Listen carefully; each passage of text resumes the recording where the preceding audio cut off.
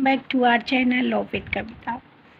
साथियों, जैसा कि हमने बीएनएस की सीरीज़ को शुरू किया है, मैं उसमें हर रोज़ एक सेक्शन हर रोज़ तो नहीं लेके आ पा रही हूँ, थोड़ी मेडिकल इशू हैं शायद इसलिए, और जल्दी ही हम इसको कंटिन्यू करेंगे। उसके लिए मैं आपसे माफ़ी चाहूँगी।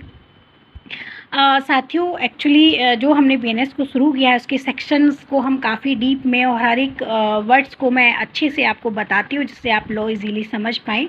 तो आज उसी को मैं आगे बढ़ाते हुए सेक्शंस लेके आई हूँ। सेक्शन 3 जो एक डिक्लेरेशन कह सकती हूँ मैं, या मैं ये कह सकती हूँ कि एक स्पष्टीकरण देता है कि किस परिभाषा को आप किस तरह से समझेंगे या किसके अंतर्गत उसको पढ़ा जाएगा, समझा जाएगा।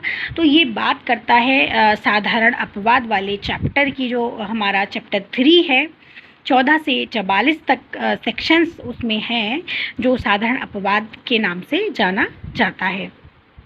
साथियों, सेक्शन 3 ये कहता है कि भले ही हर जगह हर परिभाषा, इलस्ट्रेशन या दंड में ये नहीं बताया गया हो कि इस अपराध को साधारण अपवाद के अंतर्गत पढ़ा जाएगा, नहीं कहा गया है, लेकिन फिर भी आपको उसको साधारण अपवाद के अंतर्गत ही समझा और पढ़ना है।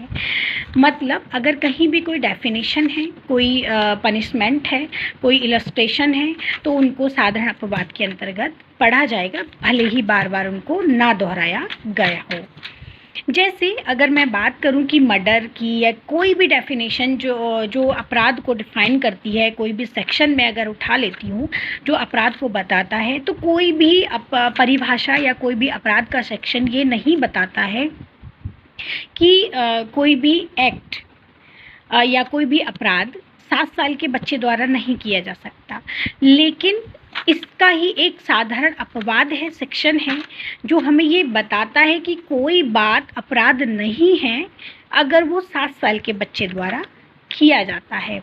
तो यहाँ ये सेक्शन यही बताता है कि भले ही उसको नहीं बताया गया है मर्डर की या किसी भी अपराध की डेफिनेशन में कि 7 साल का बच्चा अपराध करेगा तो नहीं माना जाएगा, वहाँ उसको डिफाइन नहीं किया है, लेकिन ये डिक्लेरेशन हमारा सेक्शन 3 कर देता है कि अगर ऐसा कोई भी अपराध होता है तो उसको जनरल एक्सेप्शन के अंतर्गत ही रखकर समझा और पढ़ा जाएगा।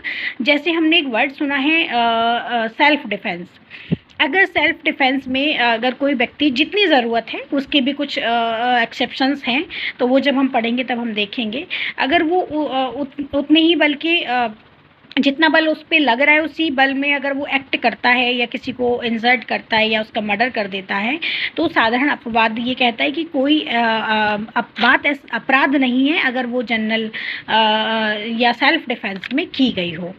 और दूसरा इसका एक हम एग्जाम्पल ऐसे देख लेते हैं कि कोई का एक पुलिसमैन है या पुलिस की ड्यूटी कर रहा है, और बी पर्सन जिसको वो उसे अरेस्ट करना है और गलती से वो सी पर्सन को अरेस्ट करके ले जाता है, और या मैं ये कहूँ कि बी पर्सन को अरेस्ट कर लेता है लेकिन विदाउट वारंट कर लेता है।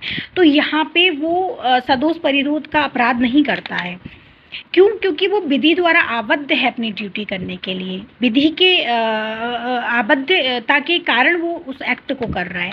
तो कोई भी बात अपराध नहीं है अगर वो ऐसे व्यक्ति द्वारा की जाए जो विधि द्वारा आबद्ध है या जो विधि के द्वारा अपने आप को आबद्ध समझता है।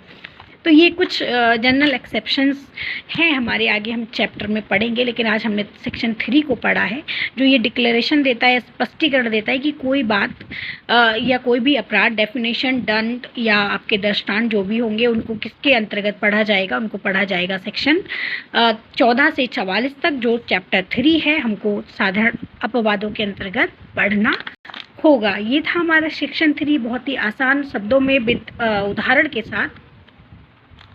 तो मिलते हैं कल आगे कुछ सेक्शन 4 या सेक्शन 3 के ही कुछ सब सेक्शंस हैं जो बहुत बहुत बहुत ज़्यादा ज़रूरी हैं, जिसमें कॉमन इंटेंशन जो आता है उसको मैं बताऊंगी आपको विद केस लॉ। तो बने रहिएगा हमारे साथ।